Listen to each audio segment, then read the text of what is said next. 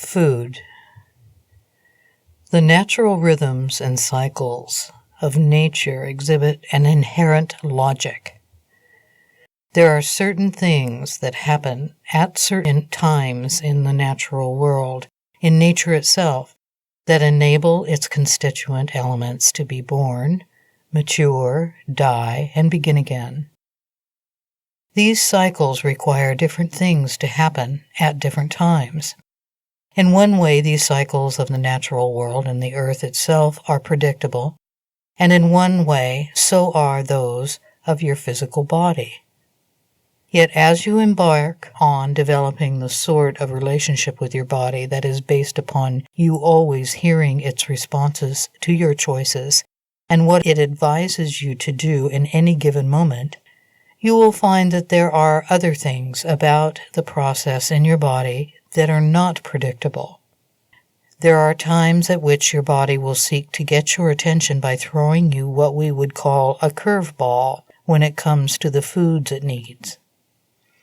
Most of the time, however, it will tell you with specificity what it needs in any given moment or over a given period of time, and what it needs will help it come into balance. In fact, for an indeterminable period as you learn to listen to your body, all it tells you will be intended to bring you back to a state of balance that you might not have been in since the days following your birth. The ways that humans treat your bodies, including those of children and babies, means that imbalance is introduced very early in life and perpetuated often over the entire course of the individual's life. As one example, for most of your history living on Earth, humans ate with the seasons. Now many of you can have any foods that you wish at any time. Everything is available year-round. How can you hear your bodies when this is the case? How can you maintain a connectedness to what your body wants and needs to eat when everything is available all the time? Your insights into what your body needs might at present be scrambled by the fact that your mind is overwhelmed by all the choices that are available to you all the time.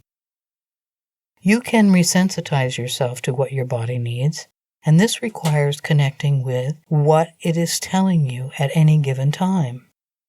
To do this, you must give your brain a break from making all these decisions for you. Your mind is a great strategist and administrator, but it is not the best decision maker for your health, especially as you live in a time when you are bombarded with information of all kinds, many of which actually conflict with each other. Look at what foods this week in your news media are blamed for the prevalence of heart disease and cancer, and then wait a week and see what is blamed then. That is said to be intended to empower your mind to make decisions on your behalf. When it comes to food, you are told that there is a great danger waiting for you, and that you are to listen to medical professionals in order to navigate the danger. However, if you were to hear what your body is asking you to eat, and what it wants you to do for it, or how it wants you to behave on its behalf, you would need the input of no one else.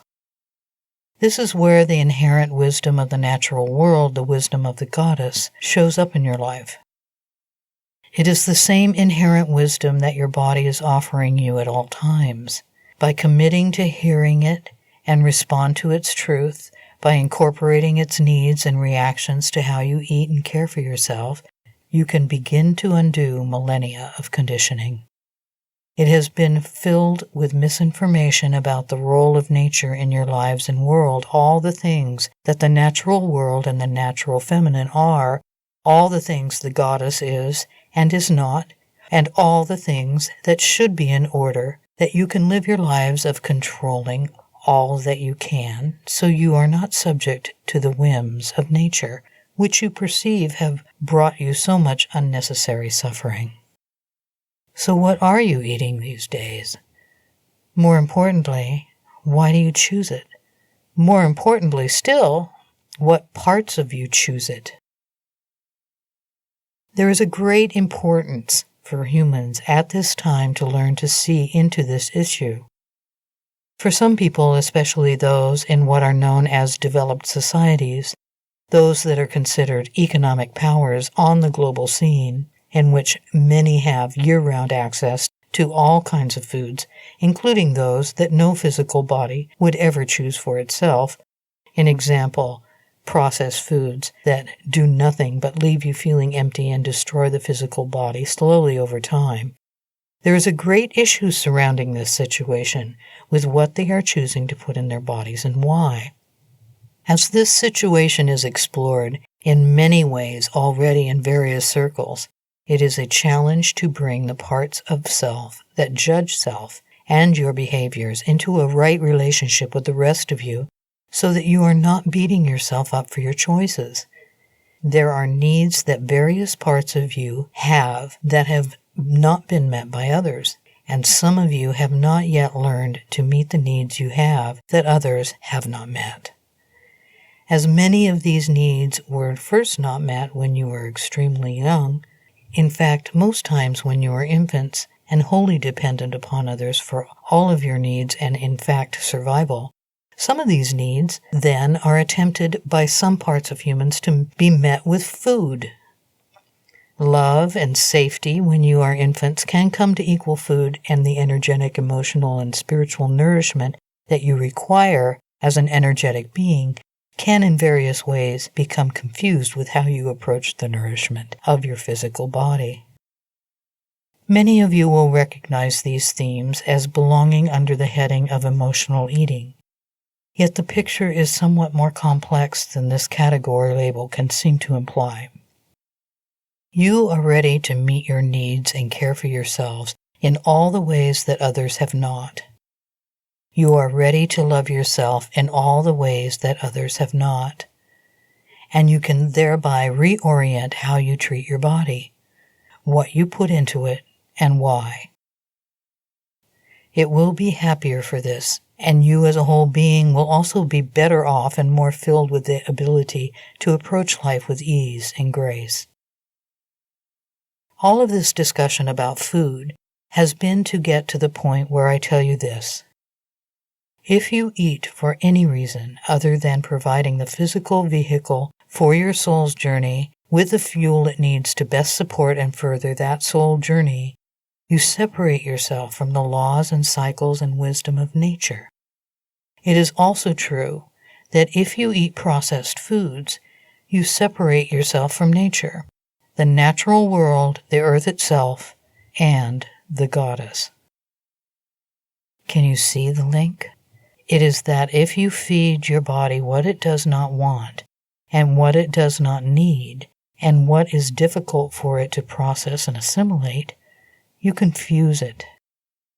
You add information that is not useful to its systematic processing or its existence, and this affects how it works, which directly affects how you experience the physical vehicle for the journey of your soul.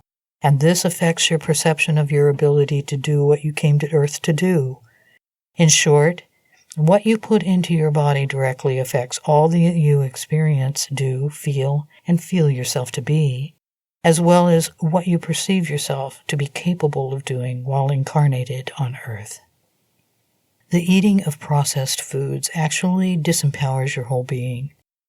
It is part of your learning journey as a human to provide yourself the right sort of nutrition in the right ways at the right times and for the right reasons. And yet it is time to burst this bubble of confusion and misdirection that has been brewing for so long as a result of your chosen disconnection from the natural feminine so long ago. Giving your body materials to process that are confusing to it serve to separate you from your power as divine, creative being. The entire history of this is not to be judged, but the juncture at which you are now in involves becoming clear that everything in your life affects your capacity to feel successful along your journey as soul living human lives. What I'm telling you about the consumption of food applies to the consumption of media as well. What you let in as far as information and entertainment is another subject to look at and, in fact, You can apply every single thing I tell you about food and nutrition to that situation in your life. It comes down to what you are willing to feed your system as an energetic being and how this enables you to feel good about your soul journey as a human and how it does not. As I have invited you to learn to sense nature in new ways, we can apply this way of looking at your relationship with nature to the kinds of foods that you eat. I have touched upon this idea in the preceding paragraphs, but I wish to get specific now in the direction of putting your attention on the level of processing that the food you choose undergoes. There is no possibility to deepen your connection to the natural world, the goddess, and the earth if your body can receive no energetic information from the food that you eat. When you eat whole foods that have not been processed, foods that are intact in their original state, you can deepen your relationship with the earth, the natural world, and the natural feminine in general. These foods have not been altered from their state of connectedness to the natural world. They have been grown via a relationship with the earth, and not altered after all. They are, in fact, literal extensions of the earth, and as such carry the energy of the earth that you as a species and also you as an individual so deeply need and crave. All that you allow to enter your field of awareness and sphere of life affects you.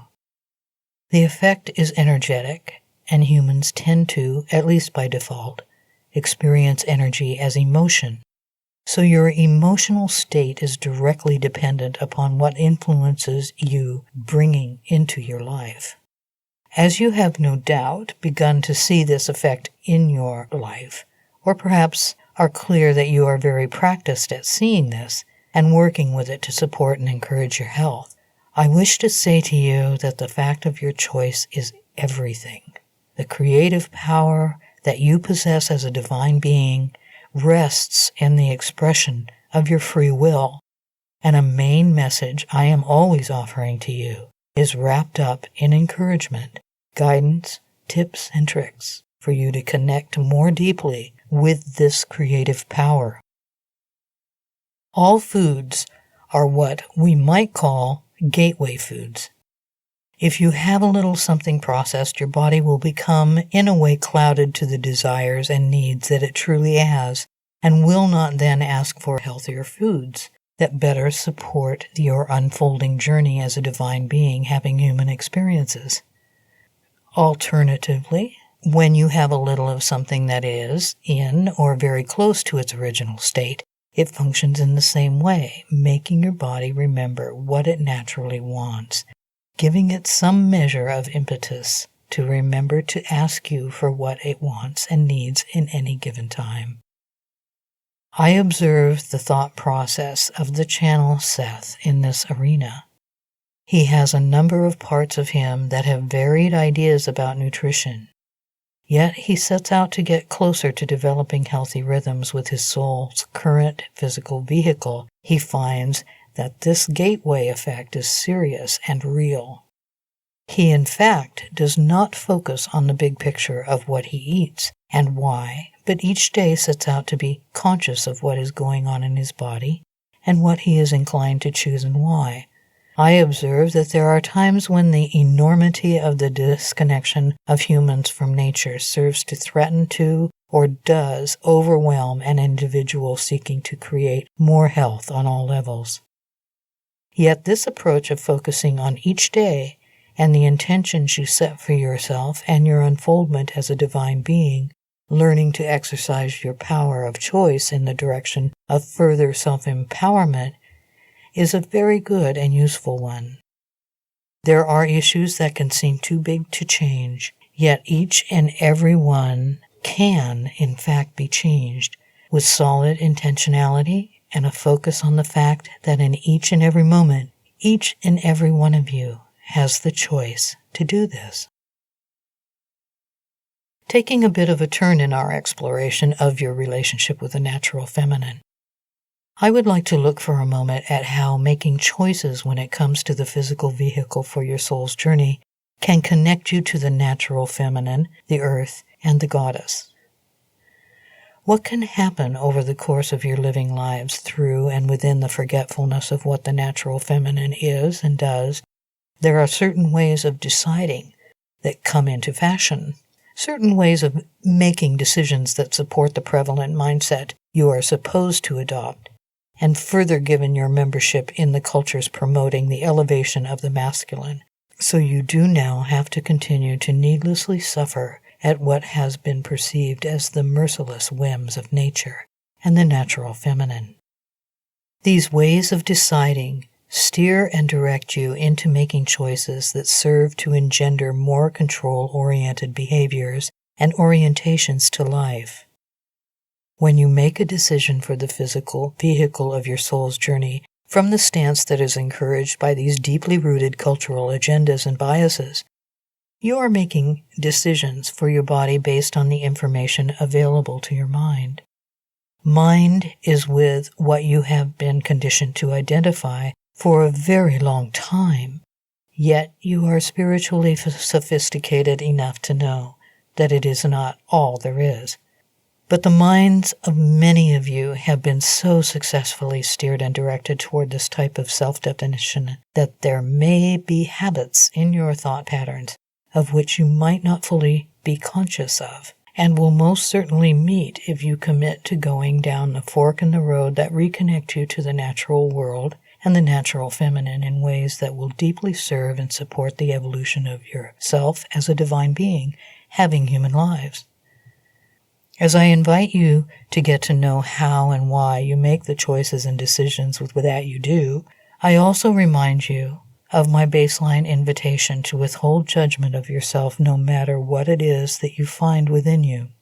Your free will is your creative, divine power, available to express in any moment, and the more you free yourself from self-judgment of what you have chosen over millennia and the many lives you have lived in those millennia, the more you are able to focus on doing for yourself what is right, best, and healthy. Where you find the urge to judge yourself for your choices, simply call forth the part of you that is clear that there is no real reason to do so. Get grounded into that part of you. Spend quality time with this part of you and commit to having its perspective and active participation in your life on a regular basis. Making choices from a place within you that is connected to the natural feminine means getting and remaining in touch with the rhythms inside and around you. Choosing from your mind, the cultural imperative you have been more or less surrounded by for millennia and many of your soul's lives, involves judging, categorizing, and assigning lists of shoulds to how the world is and deciding how it should be, and this includes you and your choices. Flowing with the natural rhythms within and surrounding you means submitting to a more complete version of you, one that is aware of your true nature and specifically as more than your mind. When it comes to your brain and how it goes about deciding what kinds of foods you will eat, your mind is not capable of seeing that it is a single part of you. In most humans, it can, by default, convince the rest of you that it is in charge. It can, and often does, appoint itself dictator for life, in fact. When other parts of you have opinions on how to make decisions, such as when you are preparing some sort of meal, and you feel your body suddenly wanting something else, your mind as dictator for life is certainly capable of overriding or outwitting or out-reasoning these other parts of you. Remember my invitation to feel into new ways when out in nature and how this can apply to what your body wants you to ingest in the form of nutrition? It comes into play here. Making choices from an internal place that is rooted in a connectedness to the portion of natural wisdom that you possess as a member of the natural world is where you are headed.